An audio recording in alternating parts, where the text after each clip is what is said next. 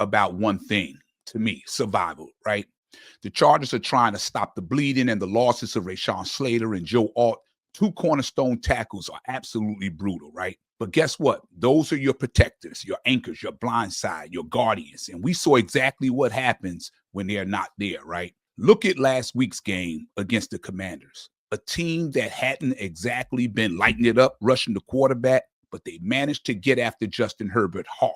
They forced him into some things we haven't seen him do all season, like forced throws, uncomfortable movement in the pocket. That's what happens when you lose your bookends. Now, this next matchup coming up this weekend is not going to be easy. The Miami Dolphins can still bring it up front. That defensive line is physical and fast, and if Miami's going to win this game, their path is clear. Shut down the run, get a lead early, and then pin back their ears and get after Herbert, right? It's the method everybody else is using. But let's talk about something bigger for a second, right? And that's desperation, because you're seeing that around the league right now.